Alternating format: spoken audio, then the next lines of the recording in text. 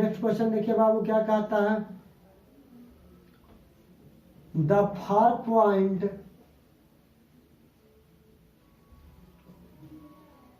Of A myopic eye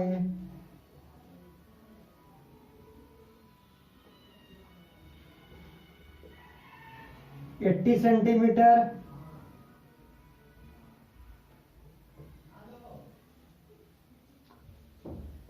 in front of the eye, in front of the eye. What is the power of the lens?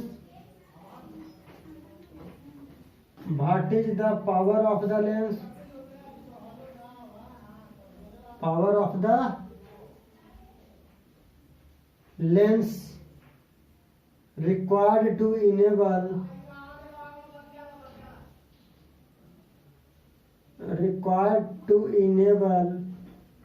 him to see very distant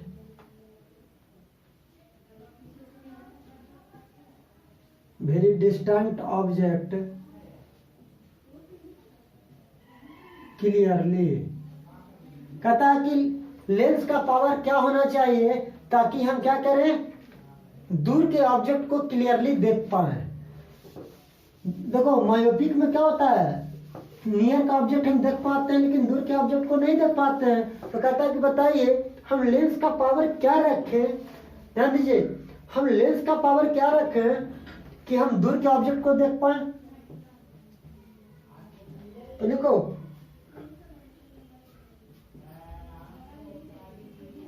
distance of far point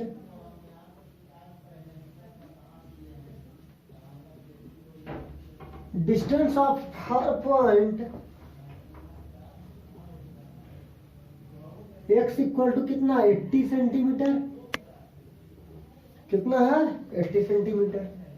p equal to कितना है बाबू, वाट। अब बताइए f equal to क्या होता है, -x -80 centimetre. तो p equal to क्या हो जाएगा, 1/f, 100/f सेंटीमीटर। तो 100/-80 डायोप्टर, तो -5/4 डायोप्टर को हम लिख सकते हैं -1.25 डायोप्टर। तो निगेटिव साइन क्या इंडिकेट करता है कि आपको कौन सा लेंस यूज करना है, कॉनकेव लेंस यूज करना है। चलिए नेक्स्ट क्वेश्चन देखिए बाबू, ये तो मायोपिया से रिलेटेड क्वेश्चन था। अब हाइपरमेट्रोपिया से रिलेटेड क्वेश्चन देखते हैं। क्या हाइपरमेट्रोपिया से रिलेटेड क्वेश्चन देखते हैं।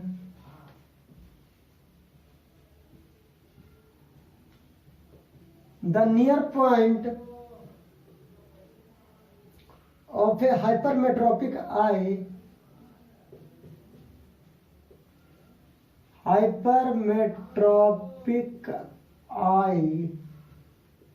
is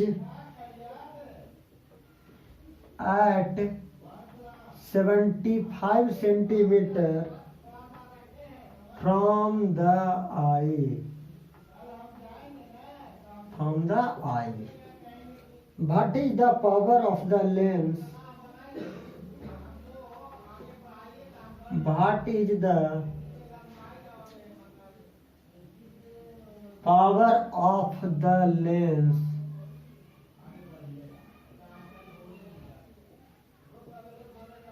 required to enable him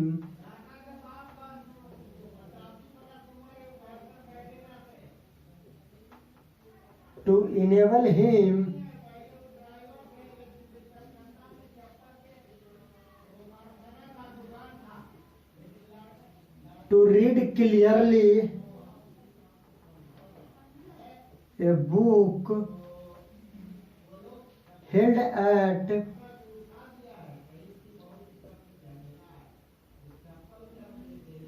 25 centimeter from the eye। कहता बाबू कि the near point of a hypermetropic eye is at 75 centimetre from the eye. देखो हाइपरमेट्रोपिक आई का जो नियर पॉइंट है वो 75 सेंटीमीटर के डिस्टेंस पर है। तो कहता है कि what is the power of the lens, lens का पावर क्या होना चाहिए to enable him to read clearly a book, को बुक को क्लियरली पढ़ पाए। जब हम कितना आई से 25 सेंटीमीटर के डिस्टेंस पर रखें, अगर हम आई से 25 सेंटीमीटर के डिस्टेंस पर अगर हम बुक को रखें और बुक को क्या कर सकते हैं, अगर हम क्लियरली रीड कर सकते हैं, तो उस बताइए कि उस लेंस का पावर क्या होना चाहिए। तो बहुत इजी क्वेश्चन है बाबू। तो देखो distance of near point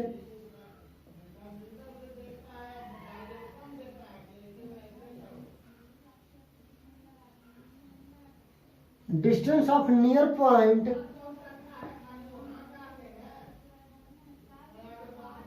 x dash equal to 75 centimeter, distance of book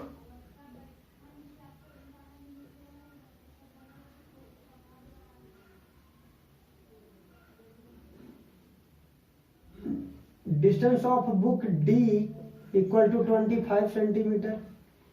अब देखिए बाबू P भी नहीं पता है और F भी हमें पता नहीं है, दोनों में कोई नहीं पता है। तो P निकालने का तो फॉर्मूला जानते हैं 100/F, कोई दिक्कत नहीं, यही ना।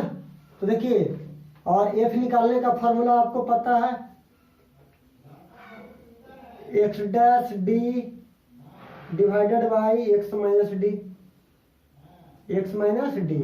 तो 75 इंटू 25 डिवाइडेड बटा 75 माइनस 25, तो 100 कितना 50,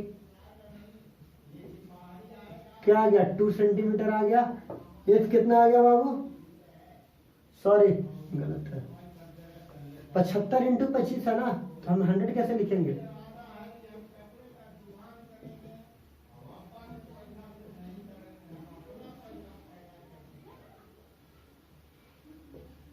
सेवेंटी 75/2 37.5 सेंटीमीटर। एफ कितना है, तो P इक्वल टू क्या आ गया बाबू 100/F। तो 100/37.5 को क्या लिखेंगे 2.66 डायोप्टर लिखेंगे। ये आपका क्या था बाबू, हाइपरमेट्रोपिक से रिलेटेड क्वेश्चन था। अब सेकंड क्वेश्चन हाइपरमेट्रोपिक का क्या कहता है, एकदम सेम क्वेश्चन होता है बाबू, इसमें कोई a person can not C,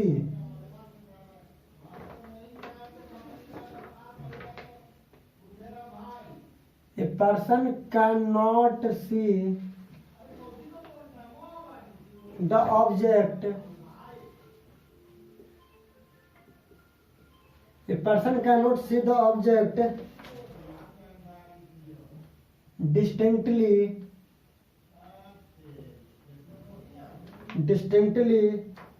when placed at a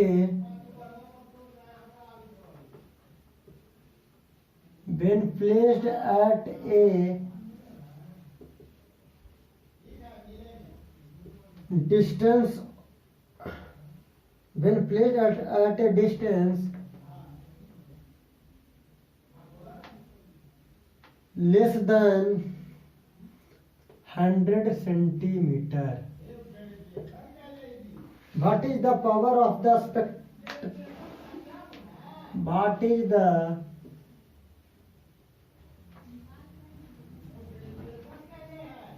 power of the spectacles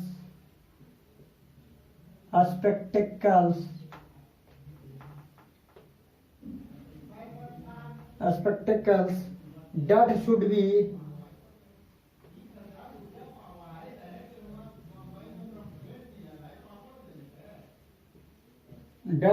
be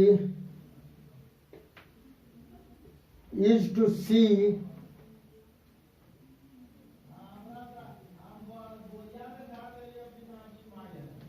clearly the object is placed at 25 centimeter.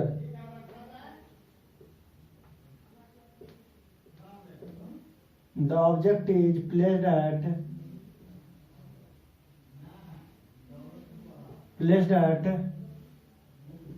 25 centimetre. कहता है कि अगर हम ऑब्जेक्ट को 25 सेंटीमीटर के डिस्टेंस पे क्या करते हैं बाबू, प्लेस करते हैं। देखिए 100 सेंटीमीटर लेस है ना,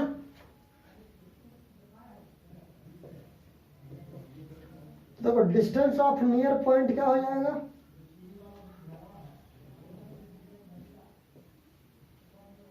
डिस्टेंस ऑफ नियर पॉइंट क्या हो जाएगा, distance of near point x dash equal to 100 centimetre हो जाएगा, और डिस्टेंस ऑफ ऑब्जेक्ट क्या हो जाएगा,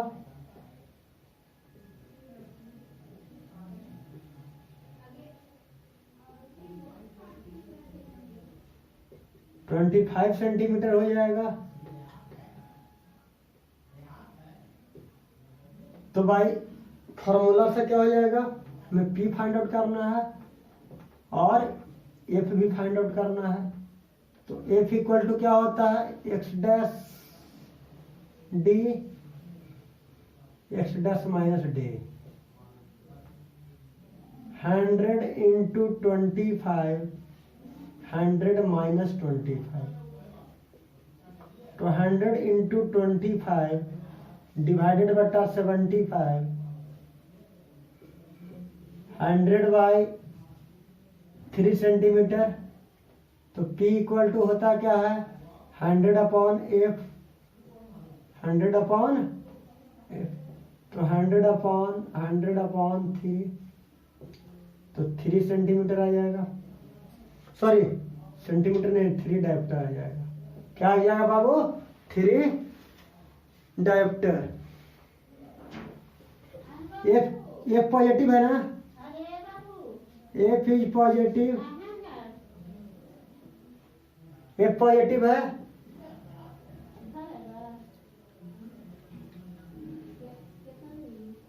the corrective lens is convex. देखो अगर F पॉजिटिव है तो हम कॉन्वेक्स लेंस यूज करेंगे। कौन सा लेंस यूज करेंगे, कॉन्वेक्स लेंस। अब जो नेक्स्ट टॉपिक पढ़ाएंगे बाबू वो है refraction of light through a prism. चलिए refraction of light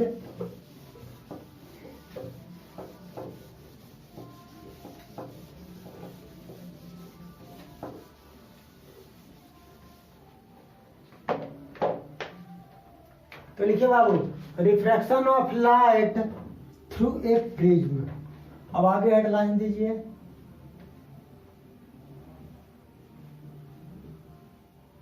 refraction of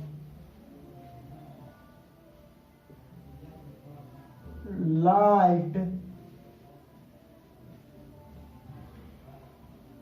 through a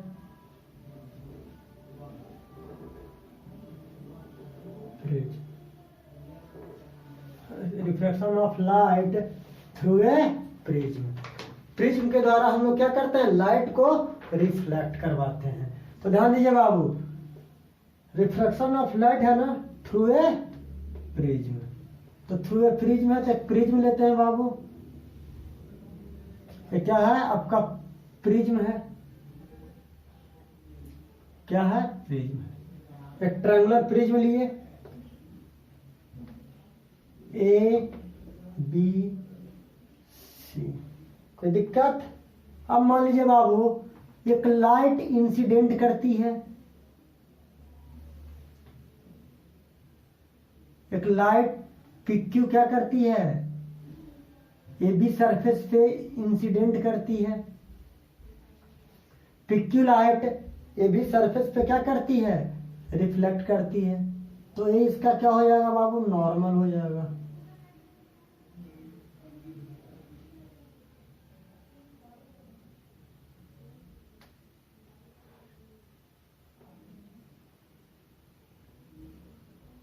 ये आपका नॉर्मल N1 हो जाएगा। अब देखिए ये आपका एयर है यानी रेयर मीडियम है, और ये आपका डेंसर है। क्यों? क्योंकि तो ग्लास है ना, तो ग्लास कैसा मीडियम होता है? डेंसर मीडियम होता है। तो आप जानते हो कि अगर लाइट रेयर टू डेंसर जाती है तो बेंड टुवर्ड्स द नॉर्मल किधर मूव करती है? नॉर्मल की। लाइट को पाथ क्या था? लाइट का ओरिजिनल पाथ क्या था बाबू? ये था। लेकिन लाइट जो बेंड कर जाती है टुवर्ड्स द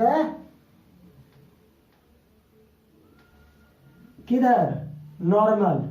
नॉर्मल की ओर देखो बेंड कर गया। किधर बेंड किया? नॉर्मल की तरफ बेंड कर गया। ये जो एंगल बना बाबू, ये इंसिडेंट एंगल बना, ये जो एंगल बना रिफ्रैक्टेड, इस पॉइंट को मैंने P नाम दे दिया। क्या नाम दे दिया? P। और इस पॉइंट पर क्या हुआ बाबू?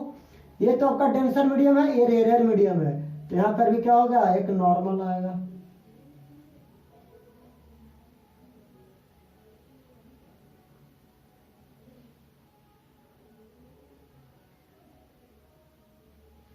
क्या आएगा? नॉर्मल आएगा। इस पॉइंट को मैंने M नाम दिया। अब बताओ, और इस पॉइंट को मैंने F पॉइंट नाम दिया। ये आपका नॉर्मल क्या है? N2 है। अब बताइए, ये डेंसर मीडियम है और ये क्या है?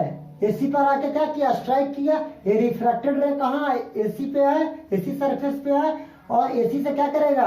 अब डेंसर से रेयर में जा रहा है, तो अगर कोई रे डेंसर से रेयर में जाती है तो अवे फ्रॉम द नॉर्मल, तो कहाँ जाएगी? नॉर्मल से दूर जाएगी। तो क्या चली जाएगी? नॉर्मल से दूर चली गई। और इस पॉइंट को R नाम देंगे और S नाम देंगे। कोई दिक्कत? अब बताए बाबू, इस रे को जाना चाहिए था किधर? ऐसे, ऐसे जाना चाहिए था।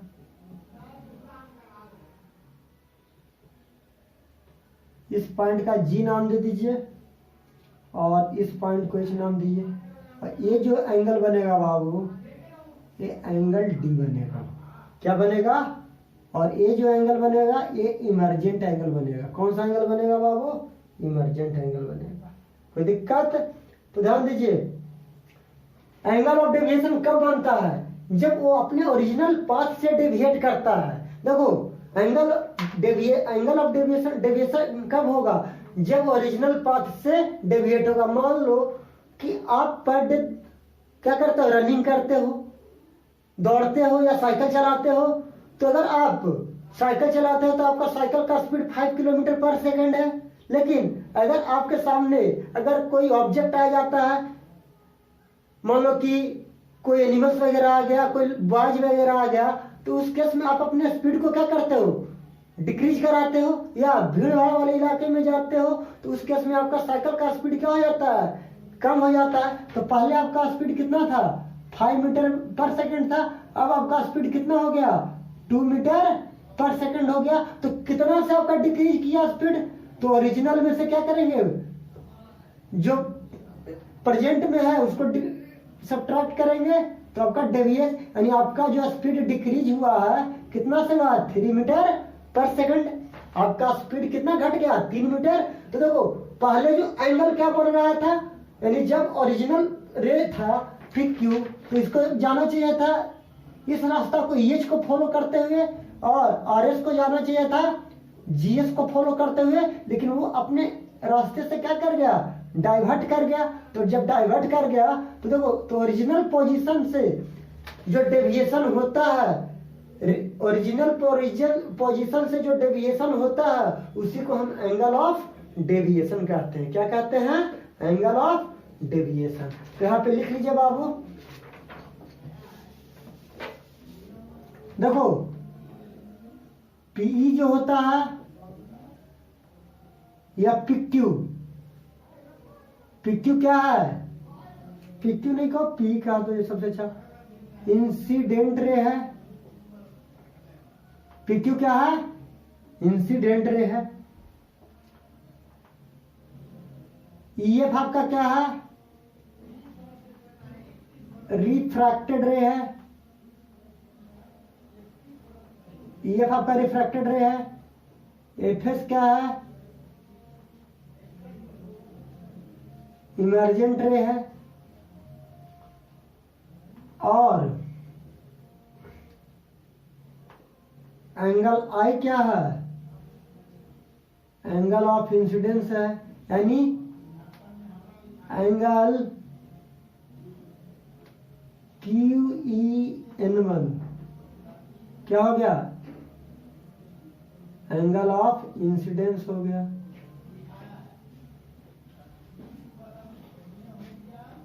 एंगल R क्या हो गया, angle of refraction.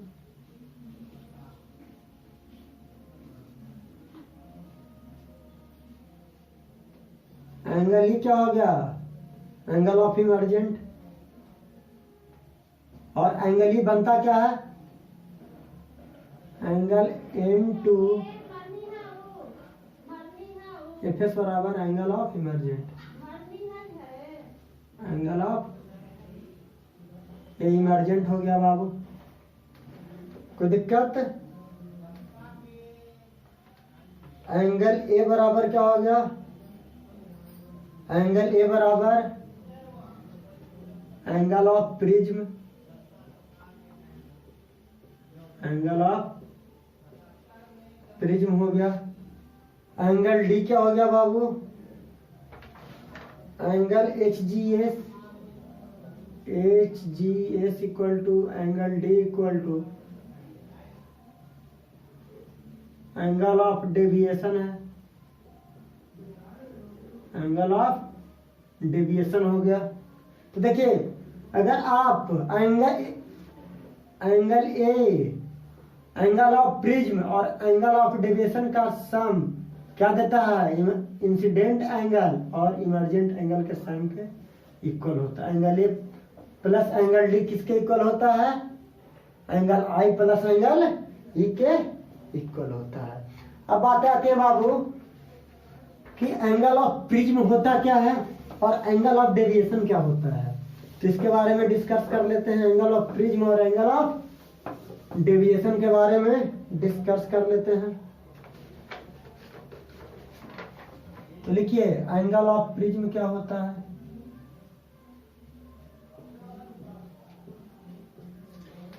Angle of prism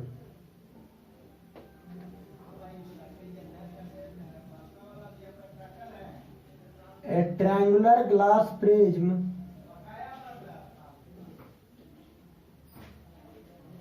has two triangular base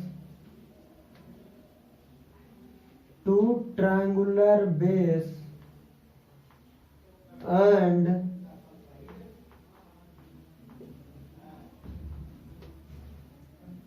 three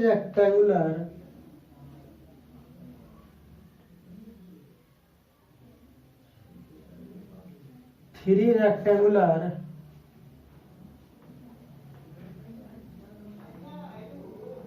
lateral surface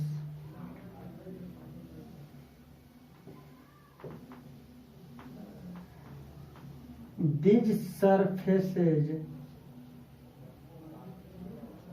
are inclined to each other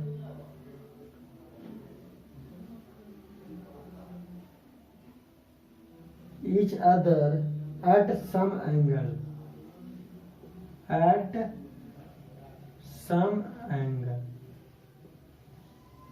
is called angle of prism. Angle of prism कहलाता है। अब एंगल ऑफ डेविएशन क्या होता है, angle of deviation की बात होते हैं। तो देखो angle between the incident ray and emergent रे, इंसिडेंट रे और इमर्जेंट रे का के बीच जो एंगल बनता है the angle between the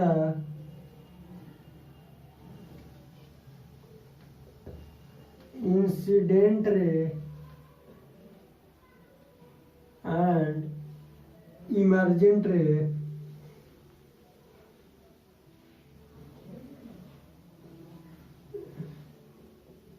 is called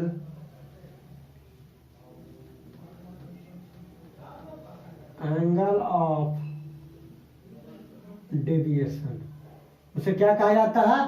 emergent रे और इंसिडेंट रे के बीच जो एंगल बनता है उसे एंगल ऑफ डेविएशन कहा जाता है।